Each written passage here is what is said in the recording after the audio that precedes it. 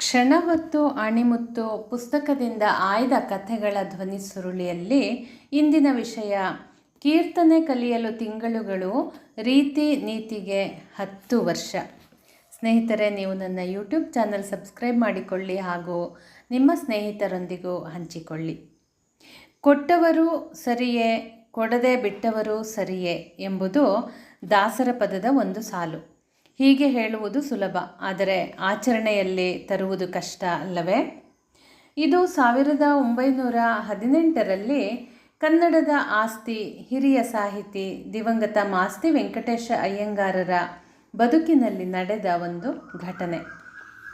ಆಗ ಅವರು ಮೈಸೂರು ಸರ್ಕಾರದ ಸೆಕ್ರೆಟರಿಯೇಟ್ನಲ್ಲಿ ಕೆಲಸ ಮಾಡುತ್ತಿದ್ದರಂತೆ. ಒಮ್ಮೆ ಅವರ ಮನೆಯ ಮುಂದೆ ಯಾರೋ ಹರಿದಾಸರು ಕೀರ್ತನೆಯನ್ನು ಹಾಡುತ್ತಾ ಭಿಕ್ಷೆಗಾಗಿ ಬಂದರು. ಮಾಸ್ತಿಯವರ ತಾಯಿಯವರಾದ ತಿರುಮಲಮ್ಮನವರು ದಾಸರಿಗೆ ಭಿಕ್ಷೆ ನೀಡುವಾಗ ದಾಸರನ್ನು ಗುರುತು ಹಿಡಿದು, ನೀವು ನಮ್ಮೂರಾದ ಮಾಸ್ತಿಯ ಪಕ್ಕದ ರಾಮೇನಹಳ್ಳಿಯ ಆಚಾರರಲ್ಲವೇ?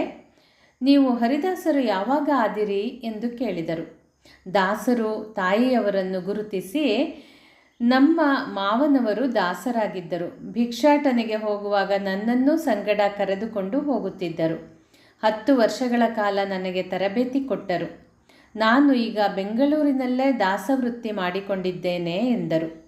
ತಾಯಿಯವರು ಆಶ್ಚರ್ಯದಿಂದ, ಕೀರ್ತನೆಗಳನ್ನು ಕಲಿಯಲು 10 ವರ್ಷಗಳು ಬೇಕಾಯಿತಾ ಎಂದಾಗ ದಾಸರು ಹೇಳಿದ ಮಾತುಗಳು ಬಹಳ ಅರ್ಥಪೂರ್ಣವಾದವು. ಅವರು, ತಾಯಿ, ಕೀರ್ತನೆಗಳನ್ನು ಬೇಗನೆ ಕಲಿತೆ, ಆದರೆ ದಾಸವೃತ್ತಿಯ ರೀತಿ ನೀತಿಗಳನ್ನು ಕಲಿಯಲು 10 ವರ್ಷ ಬೇಕಾಯಿತು ಎಂದರು. ತಾಯಿಯವರು ಮತ್ತು ಆಶ್ಚರ್ಯದಿಂದ, 10 ವರ್ಷ ಕಲಿಯಬೇಕಾದ ರೀತಿ ನೀತಿ ಯಾವುದಪ್ಪ? ಸ್ವಲ್ಪ ವಿವರವಾಗಿ ಹೇಳಿ ಎಂದರು. ದಾಸರು, ನಾವು ಭಿಕ್ಷೆಗಾಗಿ ಮನೆ ಮನೆಗೂ ಹೋಗುತ್ತೇವೆ. ಅವರು ಭಿಕ್ಷೆ ನೀಡಿದರೆ ನಿಮಗೆ ಒಳ್ಳೆಯದಾಗಲಿ ಎನ್ನುತ್ತೇವೆ. ಆಕಸ್ಮಿಕವಾಗಿ ಯಾವುದಾದರೂ ಮನೆಯವರು ಭಿಕ್ಷೆ ಕೊಡದೆ ಮುಂದಕ್ಕೆ ಹೋಗಿ ಎಂದು ಬಿಟ್ಟರೆ ನಮಗೆ ಕೋಪ ಬರುವುದು ಸಹಜ. ಕೋಪದಲ್ಲಿ ಇವರ ಮನೆ ಹಾಳಾಗಲಿ ಎಂದು ಶಪಿಸಲೂಬಹುದು. ಆಗ ಏನಾಗುತ್ತದೆ? ಎಲ್ಲ ಮನೆಯವರು ಭಿಕ್ಷೆ ನೀಡುತ್ತಾರೆಂಬ ಭರವಸೆ ಎಲ್ಲಿದೆ? ಕೆಲವು ಮನೆಯವರಾದರೂ ಭಿಕ್ಷೆ ಕೊಡದಿರಬಹುದು. ಅಂತಹ ಮನೆಗಳೆಲ್ಲ ಹಾಳಾಗಲೆಂದು ಶಪಿಸಿದರೆ ಪ್ರತಿದಿನ ಅಷ್ಟಷ್ಟು ಮನೆಗಳು ಹಾಳಾಗುತ್ತವೆ. ವರ್ಷಕ್ಕೆ ಎಷ್ಟು ಮನೆಗಳು ಹಾಳಾಗಬಹುದು ನೀವೇ ಯೋಚಿಸಿ.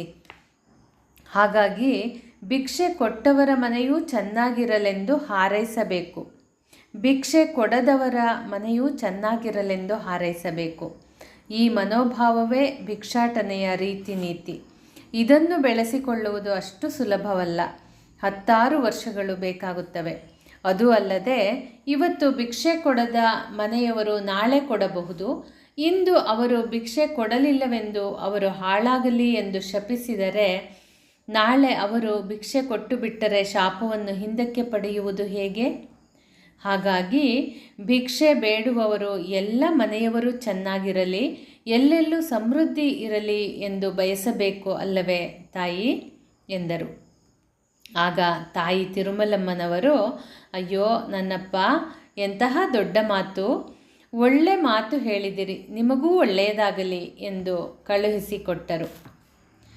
ಈ ಘಟನೆಯನ್ನು ಹೇಳಿ ಮಾಸ್ತಿಯವರು, ದೇವರ ಕೃಪೆಯಿಂದ 10 ವರ್ಷಗಳಲ್ಲಿ ರೀತಿ ನೀತಿಯನ್ನು ಕಲಿತ ಆ ಹರಿದಾಸರು ಪುಣ್ಯವಂತರು. ಏಕೆಂದರೆ ಎಷ್ಟು ವರ್ಷಗಳಾದರೂ ಸುಲಭವಾಗಿ ಬರುವ ಪಾಠ ಅದಲ್ಲ ಎಂದು ತಮ್ಮ ಅರ್ಚನಾ ಪುಸ್ತಕದಲ್ಲಿ ಬರೆಯುತ್ತಾರೆ. ಮಾಸ್ತಿಯವರ ಪುಣ್ಯ ಸ್ಮರಣೆಗೆ ಪ್ರಣಾಮಗಳು. ನಾವು ಪುಣ್ಯವಶಾತ್ ಭಿಕ್ಷಾಟನೆಯ ವೃತ್ತಿಯಲ್ಲಿಲ್ಲ, ಆದರೆ ಬದುಕಿನಲ್ಲಿ ನಾವು ಯಾರ್ಯಾರಿಂದಲೋ ಏನೇನನ್ನೋ ಬೇಡುತ್ತೇವೆ, ಪಡೆಯುತ್ತೇವೆ. ನಾವು ಕೊಟ್ಟವರು ಚೆನ್ನಾಗಿರಲಿ, ಕೊಡದೆ ಬಿಟ್ಟವರು ಚೆನ್ನಾಗಿರಲಿ ಎನ್ನುವ ರೀತಿ ನೀತಿಯ ಪಾಠ ಕಲಿತಿದ್ದೇವೆಯೇ? ಒಮ್ಮೆ ನಮ್ಮನ್ನೇ ಅವಲೋಕಿಸಿಕೊಳ್ಳಬೇಕು. ಸ್ನೇಹಿತರೆ, ಮತ್ತೆ ಮುಂದಿನ ಸಂಚಿಕೆಯಲ್ಲಿ ಭೇಟಿಯಾಗೋಣ. ಧನ್ಯವಾದಗಳು.